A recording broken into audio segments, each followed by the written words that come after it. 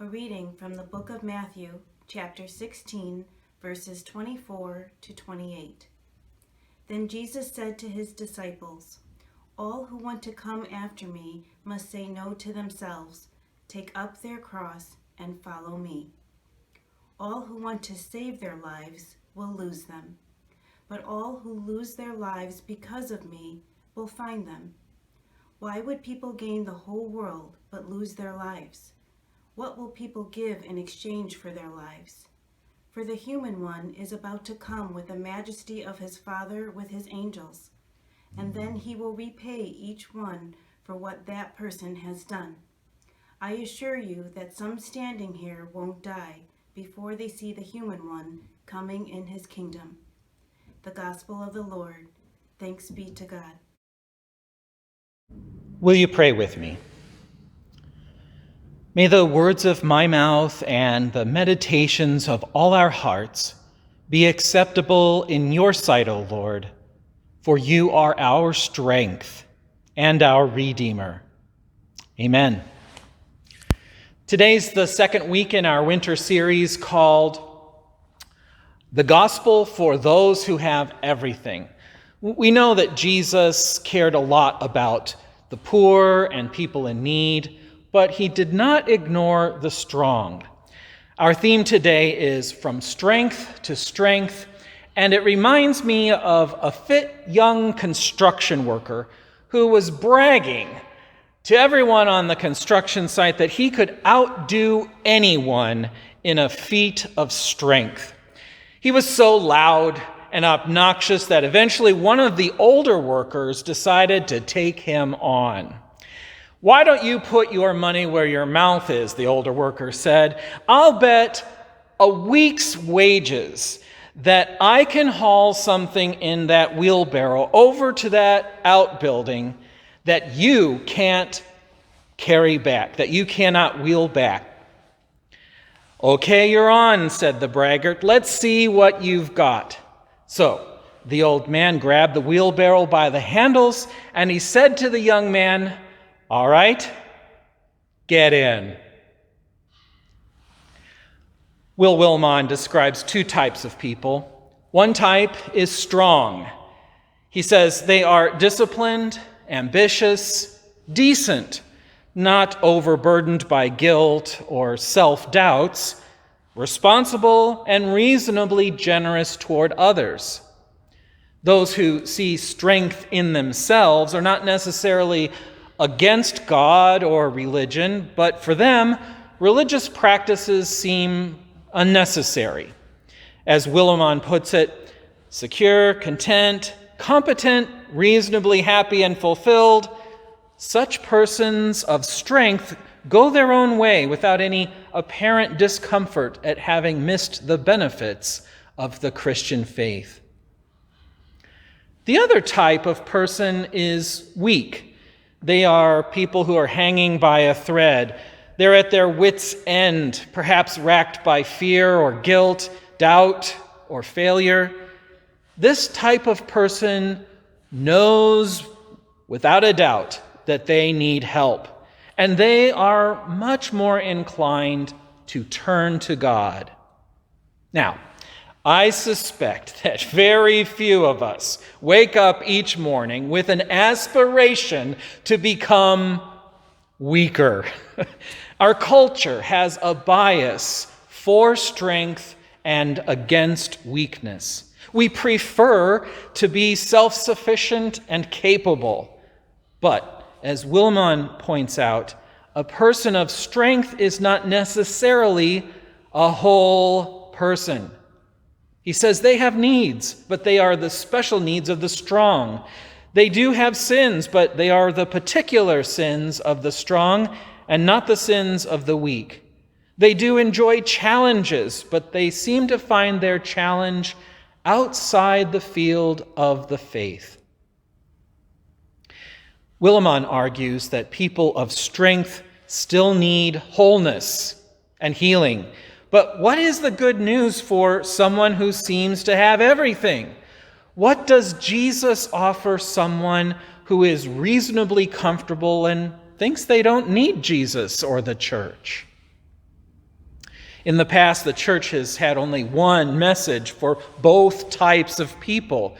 You are weak and miserable, and the only way to Jesus is accepting your pitiful condition.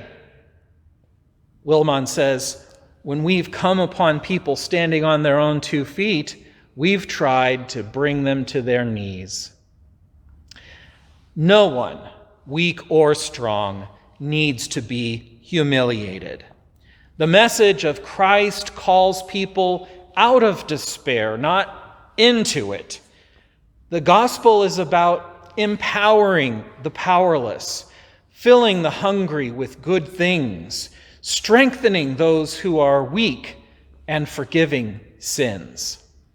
The pattern of Jesus is not to beat people down, but to help them out of powerlessness, hunger, weakness, guilt, and shame. The whole concept of blessing in the Bible looks at strength and prosperity and freedom, all of these good things, as gifts of God. Not only is God the source of strength and blessing, but God is also concerned with how we use them.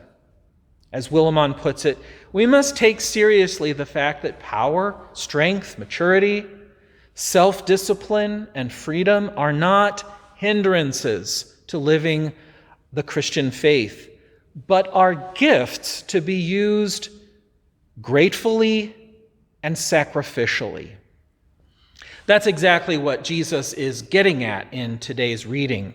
He invites us to join him in living a self-giving life. He says, all who want to save their lives will lose them, but all who lose their lives because of me will find them. Now, I know it doesn't seem like something that you aspire to, right? And this is not necessarily a call to martyrdom, but it is a countercultural paradox. And to understand why Jesus would call us to lose our life, we need a theological perspective that starts with gratitude. If you're strong, you do not need to pretend to be weak. You do not need the pretense of misery or despair, and you do not need to hide your light. But gratitude means that the strong recognize their strength is not simply a personal achievement.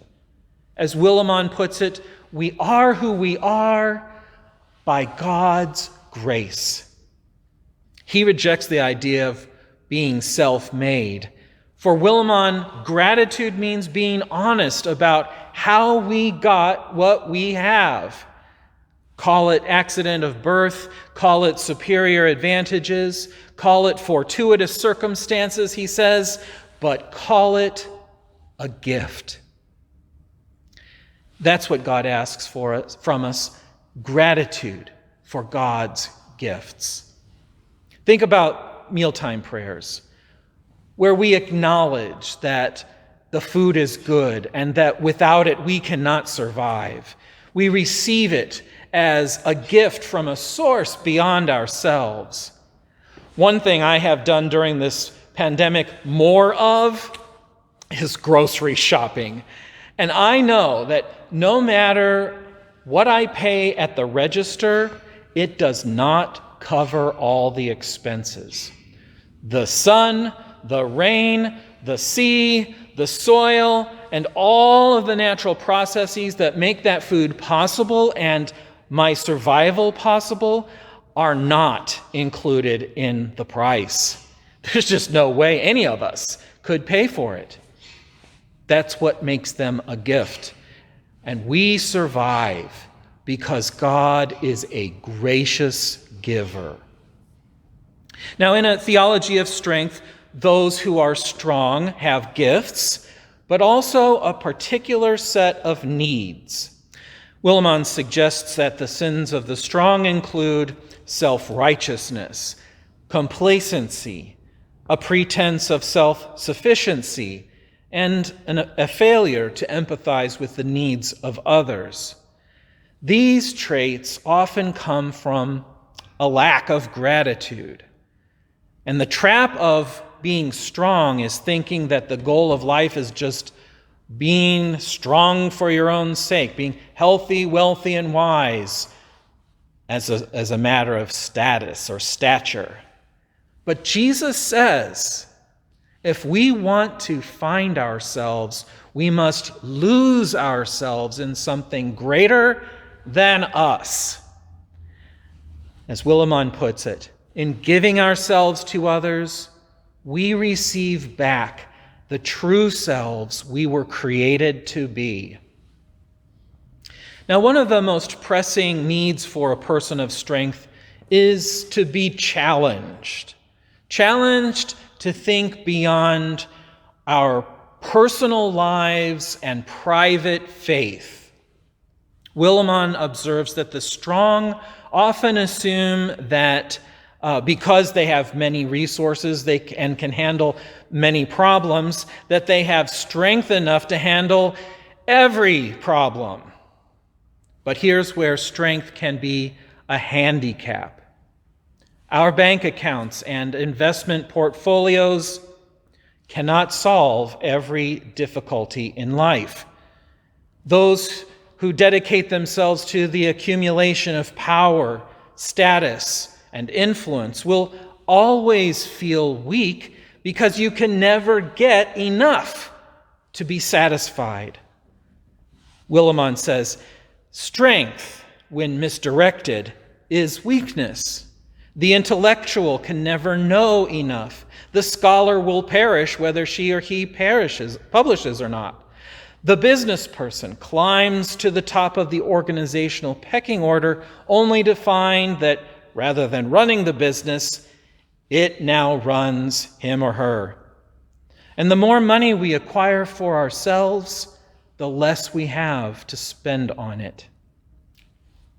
To spend it on. Strong people are gifted individuals, and our gifts are opportunities. They can be used for good or ill, and that is the challenge. Jesus calls those of us who want to make a life for ourselves to be dedicated to something greater than us, to lose our life in order to find it. Our strengths are gifts from God, and we have a responsibility to use them for a divine purpose. And fortunately, Jesus showed us what that purpose is. He demonstrated what true strength looks like. In Jesus, we see that real strength involves having so much power that it is shared. He empties himself and gives power away. Because he values life so much, he offers his life for the sake of others. He is the master who serves those who are weak rather than expecting them to serve him. He teaches that money can carry us to a certain point, but it cannot fulfill our deepest yearning. And if we want to be truly free, we must yoke ourselves to the cause of the oppressed. Now, if we had a choice of being weak or strong, most of us would definitely prefer to be strong. But Jesus reminds us that being strong comes with challenges and responsibilities. Whereas it is so natural for those who are weak to turn to God, those who are strong often forget the source of their greatest strength. Martin Luther King Jr. reminds us that God is the strength of us all. In his book, Strength to Love, King says, at times we may not feel we need God, but on the day when the storms of disappointment rage, the winds of disaster blow, and the tidal waves of grief beat against our lives, if we do not have a deep and patient faith, our emotional lives will be ripped to shreds. There's so much frustration in the world because we have relied on gods rather than God. We've genuflected before the God of science only to find that it has given us the atomic bomb, producing fears and anxieties that science can never mitigate. We have worshiped the God of pleasure only to discover that thrills play out and sensations are short-lived. We have bowed before the God of money only to learn that there are such things as love and friendship that money cannot buy, and that in a world of possible depressions, stock market crashes, and bad business investments, money is a rather uncertain deity. These transitory gods are not able to save us or bring happiness to the human heart. Only God is able. He continues, "It is faith in God we must rediscover. With this faith, we can transform bleak and desolate valleys into sunlit paths of joy, and bring new light into the dark caverns of pessimism. Is someone moving toward the twilight of life and fearful of that which we call death? Why be afraid? God is able. Is someone on the brink of despair because of the death of a loved one, the breaking of a marriage, or the waywardness of a child? Why despair? God is able to give you the power to endure that which cannot be changed. Is someone anxious because of bad health? Why be anxious? God is able. If we're strong, we may think we don't need Jesus or the church, but there are limits to our own strength. We may feel so content in our own resources that we miss the benefits of faith. God is the giver of our gifts and the source of our greatest strength. When those of us who are strong live with gratitude for our gifts and use them for God's great purpose, we do not lose our life, but find it as we move from strength to strength. Thanks be to God.